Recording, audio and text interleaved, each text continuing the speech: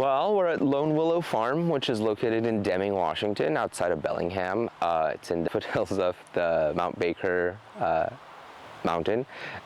And I'm Ali. I'm one of the two owners and farmers here. Me and my wife Rory run this place, and we've been doing it for 4 seasons. The second winter of the pandemic, my wife and I lived in the city of Seattle, which we love. We've been there for about 10 years, and we just kind of wanted to get a little closer to nature and spend a little more time outside, and we found this spot, and it's close to the ski area, which we both avid skiers, and so we bought this piece of property. And then slowly, honestly, I never really went back to the city. I started spending more and more time out here and got some dahlia tubers and decided I really want to try my hand at growing things, and we've just kind of added some stuff year over year, and now we do a couple markets and grow a bunch of flowers and food, and it's just kind of a work in progress, I guess. Yeah, so this is, there's a number of Dutch families who've lived here for at least the most recent history, and this area was used as a large pasture in the past. So this used to have cows on it, like a family farm kind of a space. That's all about I know. Right behind us is the Kendall Creek Hatchery, which has been here for a long time, and they do salmon and trout and stuff. And it's generally been it's an agricultural area, so the county out here is zoned as ag. So it's like different family farms that have turned over the generations, and sometimes the little plots get broken up into smaller ones, and that's how you end up with these kind of smaller 5-acre-ish lots that are out here. To be honest, we've always gardened. We've always had patio gardens in all our apartments, and we always thought we would do something like this later in life.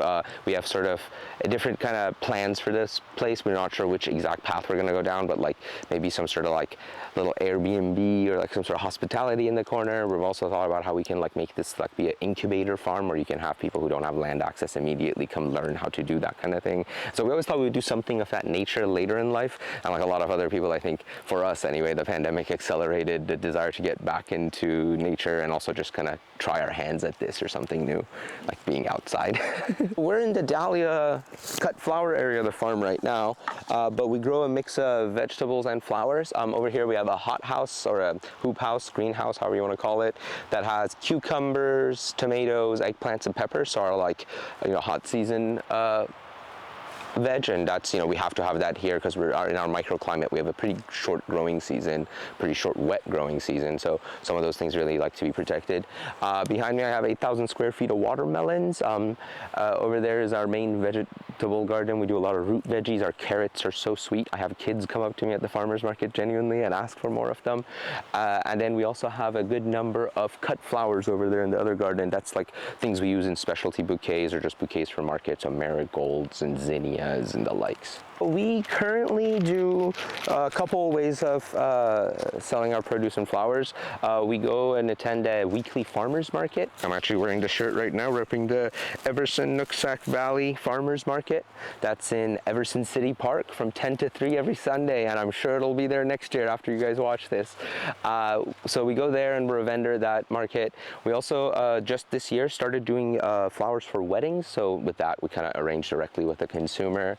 And then I also do kind of like pack to order vegetable boxes for a couple families up here that we've known for a little while. So like I do like a weekly veggie delivery to them. So we do a mix of the consumer at the market, direct consumer boxes, and then there's 1 or 2 local restaurants and breweries that we do like kind of one-off collaborations with. I really like doing it directly to the family, so that's probably my most joyful thing. We pack a box of veggies, we make a bouquet, and we kind of deliver it all. So it's a nice interaction, and it's a big part of the community building up here. Usually I try to get up around 6:30, 7-ish. I feed the chickens and the goats. I take care of the dogs.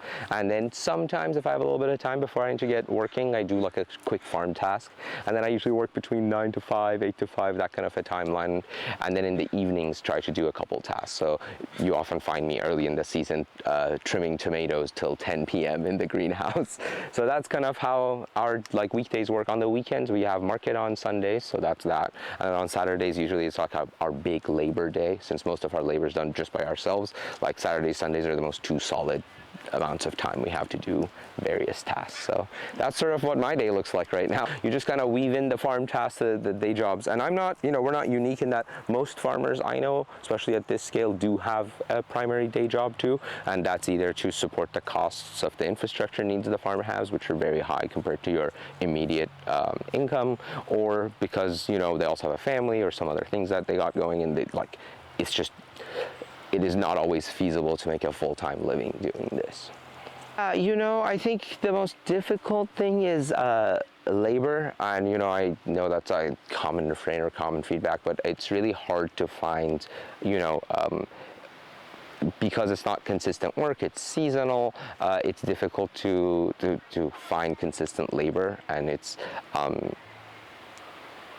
also, there's a lot of challenges with reliability. You have to train, and we haven't quite figured that out yet. I mean, there's plenty of farms that, of course, hire labor on seasonally, and they figure it out. But for us, at our scale, at our size, it's a difficult challenge, because we don't have the full infrastructure of maybe a full business, and it's like, again, as I said, we have day jobs, so it's hard to manage all those things. And again, just finding people who can regularly come out seasonally, that's been really challenging for us.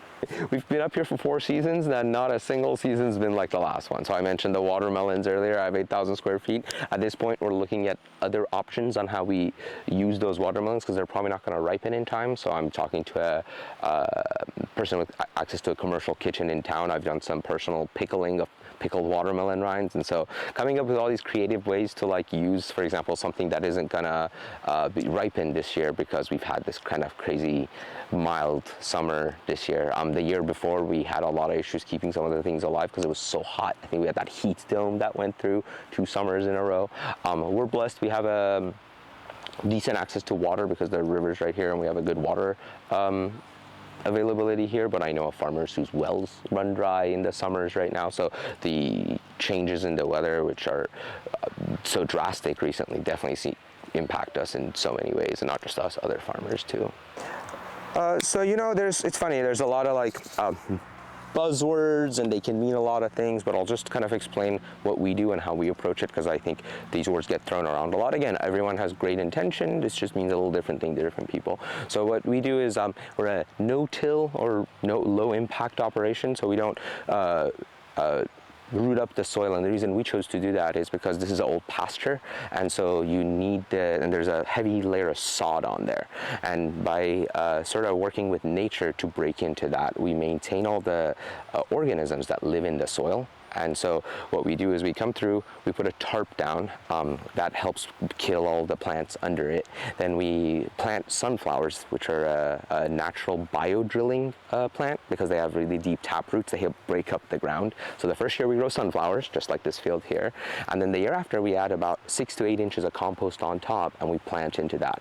And what that helps us do is we continue to do that year over year. We build these really healthy layers of soil, and in those layers you find a lot of worms, you find insects, and they go through and they compost in place the remaining organic material. So you're constantly building this really healthy soil that has really good nutrient density when you get plants out of it. But not only that, the main benefit is water retention is really high, so you don't have to water as much, as well as the fact that the ground doesn't get compacted below the till layer, so the water that you do put down, it doesn't just run off. And these are things that are being looked at large-scale agriculture, like a lot of the ag extensions at universities go ahead and do trials, and they definitely constantly shows in corn and soybean and much larger operations, these kind of regenerative or soil conscious, or however you want to term it together, really cause there to be much more nutrient dense, much more better use of space, better food, just better quality outcome.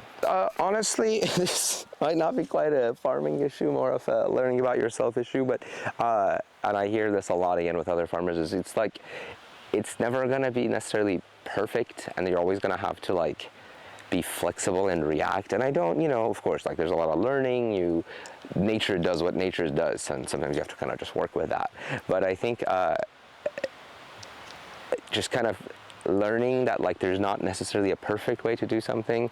Like one example is this field behind us. We propagated, as I said earlier, you can kind of keep building more dahlias by just expanding your collection by splitting the ones you get each year. And we did that, and we had so many dahlias, but the two of us, you know, we got them all planted and we didn't quite have time to trellis them appropriately before the season got going. And so some of them have fallen over. But you know what? You just learn it's okay. You come harvest them at an angle, you accept it. And so just really teaching myself and learning that like you're working alongside nature, you can't force it, and like you have to kind of problem solve through it. That's I think what comes to mind. That's not necessarily like a issue I've persevered through, but it's something I had to learn, because I think when I first started it, I thought I had a lot more control, and you realize you're just kind of feigning that because it's not realistic for you to really control the nature. And I think we learned a lot about that if you want to apply that to say like bigger scale farming. We've done a lot of cycles there where we've extracted from the land, then we've put nutrients in the form of chemicals back in, and that cycle hasn't been prosperous, and down the road the stuff you grow isn't as nutrient dense, it's not as good, it's not as healthy, the plants have issues.